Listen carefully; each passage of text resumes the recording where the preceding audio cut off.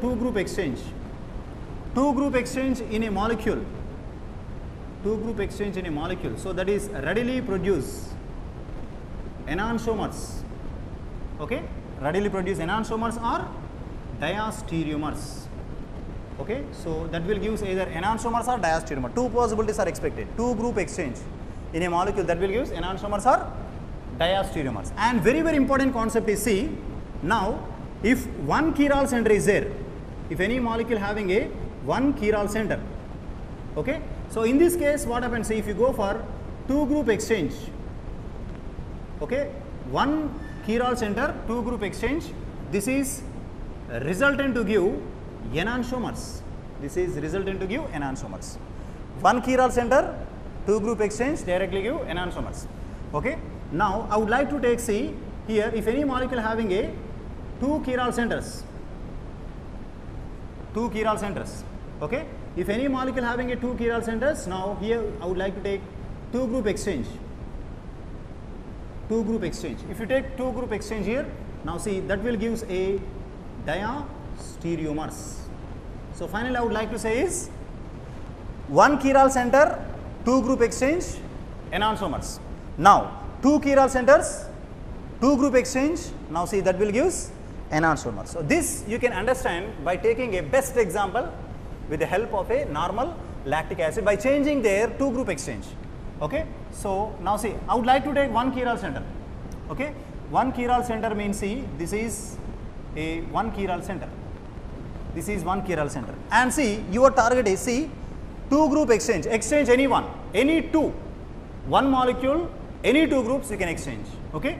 So I am exchanging these two. First you need to know which groups you need to exchange. Okay. So configuration for this one, 1, 2, 3 and this is 4. Anticlockwise configuration is R. What I say is one chiral center, two group exchange, you will get enantiomer. Here if configuration is R for enantiomer, definitely it will be yes. Okay. So two group exchange means I am exchanging hydroxy and hydrogen. So if I exchange hydroxy and hydrogen, so hydroxy and hydrogen like this, this is nothing but exchange.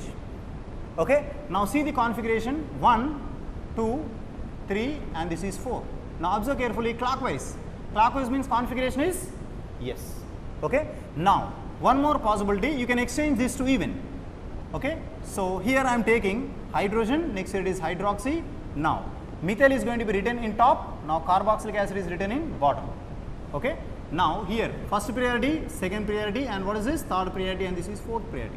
Finally see here also configuration is yes. So these two are, see here, RS, RS. So we can say this is nothing but a enantiomer relation and here also they are completely belongs to enantiomers. So what I am saying is you may get exchange of groups, two group exchange will results enantiomers if molecule having one chiral center.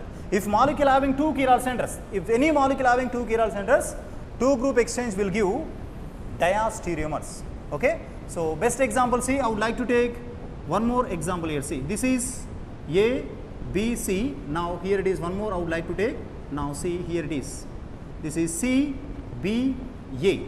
Now this is two group exchange. Now here it is two chiral centers are present. Okay. So two group exchange is nothing but, see, here we can take B and this is C, next here followed by C, B and this is A. Now these two isomers are completely belongs to diastereomers. They are completely related to diastereomers. Okay. So when two group exchange takes place, that is nothing but a diastereomer. And same example I would like to repeat with a chiral center like this. See, A, B, C and this is D. Now this is a chiral center. Here what I say is two chiral center, two group exchange, diastereomers. Now one chiral center, two group exchange. This is example which I explained. So what happens, see, we can make a orientation like this. See, this is C, now this is B and this is T. So finally this will gives a relation of, what is that? That is completely belongs to enantiomers. Okay. So two group exchange with one chiral center, enantiomers. Two group exchange with more than one chiral centers, that is nothing but diastereomers. So best example which you expect or we should do regular mistakes for this particular case is we should take a specified molecule that is none other than tartaric acid. Okay. So, this is nothing but a tartaric acid like this. Okay. So, here it is. This is nothing but a mesotartaric acid. So, what I would like to say is in mesotartaric acid there is a presence of 2 chiral centers. There is a presence of 2 chiral centers in mesotartaric acid. This is nothing but a mesotartaric acid. Okay. Now, that is your criteria for selection of which group you need to go for exchange. Now, these 2 groups I would like to make an exchange here now. So, here it is COOH. Now, if you exchange this one OH and this 2 are H. Next, these 2 will be constant now. Okay. So, these 2 will be constants. Now, see, this is nothing but a mesotartaric acid, and what is this? This is called active tartaric acid. This is called active tartaric acid. So, we know that mesotartaric acid, active tartaric acids are diastereomeric in nature. This is completely diastereomers. Okay. Configuration of one of the chiral center is going to be slightly get affected. So, this is nothing but diastereomers. And one of the case which you are going to expect here, see, I would like to exchange below 2. These 2 I am fixing now. This is OH and this is H. Now, I am exchanging these 2. So, this is H and this is OH. Finally, what happens, see, this is also one more active form here now. So, this is called active tartaric acid. This is active tartaric acid. But whatever the type of molecule it is, okay, 2 group exchange for initially used original molecule, that will result a diastereomers like this. So, this is also completely belongs to diastereomers. This is completely belongs to diastereomers. But what about, see, what is the relation between these 2? Okay. So, this is completely belongs to enantiomers. This is completely belongs to enantiomers. Okay. So, active tartaric acid, these 2 are completely belongs to enantiomers, non-superimposable mirror image isomers, but in this case it is completely related to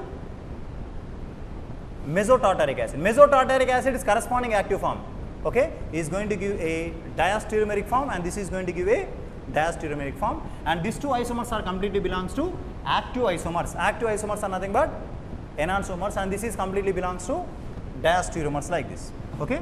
And very, very important, see, now see, suppose if you take any molecule, now see, finally what happens, see, up to now 1 group exchange, 2 group exchange we learn. Right now, if you go for 3 group exchange, so 3 group exchange is readily produce a homomer. Okay, 3 group exchange is readily produce a homomer. 3 group exchange is nothing but, now you take any one of this A, B, C, and this is D. Now, this is the 3 groups we need to have. So, this is completely fixed. Okay, this is fixed. I would like to exchange these 3. Okay, exchange in any possible direction. Exchange in any possible direction. Whatever the direction you want, you can exchange. Okay, so this B comes below. Now, this D comes over here. Okay, and this C comes above. Okay, and finally, see, this is completely belongs to homomer. See the simple point here. See, you can fix any one and keep on exchanging 3 in dissimilar places. Now, first place, second place, third place, keep on exchange these 3. Finally, you will get a homomer relation like this. Okay. So, 1 group exchange is not a actual criteria for selecting a stereoisomer, but 2 group exchange or 3 group exchange will give a selective stereoisomer. Now, I would like to take one of the example for this case, and even by mode of rotation also we need to consider. Now, see, this is A, now B, C, and this is D. You can fix this C also even. If you fix this C, now these 3 are keep on exchanging now. So, this is fixed. This is completely fixed. Okay. Now, these 3 are get exchanges like this. So, this is fixed group here now. So, you can write B over here. Now, you can write A over here, and this is D. Finally, this is also going to give a homomer. So, we can define homomer is nothing but a identical isomer which is going to be reflected from original molecule. Okay. And one more case we can also expect by fixing one more group, that is D. Okay. A, B, C. Now, see, this is completely fixed. This is also completely fixed now. So, now one more orientation is going to be expected. Now, see, this is D is completely fixed here. Now, see, this is A, next followed by C, next here followed by D. Okay. Now these 3 groups are keep on exchanging. Now by fixing D, D is completely fixed, and see this is completely related to, what is it? This is completely related to homomer. Okay. So after getting this, we need to know how to take one of the example to shows this homomer relation. Every time remember, whenever if homomer relation comes, configuration may be R to R, otherwise S to S. Here also the same case. If configuration, if it is R to R, S to S, that is nothing but a homomer relation. So best example for this one, I would like to take a acid like this. See, this is nothing but CH3COOH. Now see, this is H and this is H. This is called lactic acid. Observe carefully. In this lactic acid, okay. So I would like to fix only one. Your wish, you can fix any one. See, I am fixing hydrogen. Okay. Once if I fix hydrogen, I would like to exchange remaining 3 groups here. Okay. Exchange carboxylic acid any one of these 3 places other than the own place, and exchange hydrox even. So I am exchanging COOH over here now. Now this OH is going to be written over here now. Next here followed by this is CH3. 3 groups are continuously exchanging. Okay. They are exchanging their places other than hydrogen. Now identify the configuration which should be definitely matches with this example. See, this is first priority, second priority, third priority, fourth priority. Now if you consider, this is nothing but a anti-clockwise. Anti-clockwise is nothing but R configuration. And take one more example of this one. See, this is first priority, second priority, third priority, and this is fourth priority. Now see, this is also shows anti-clockwise. Anti-clockwise horizontal, anti-clockwise horizontal. So this is also shows R configuration.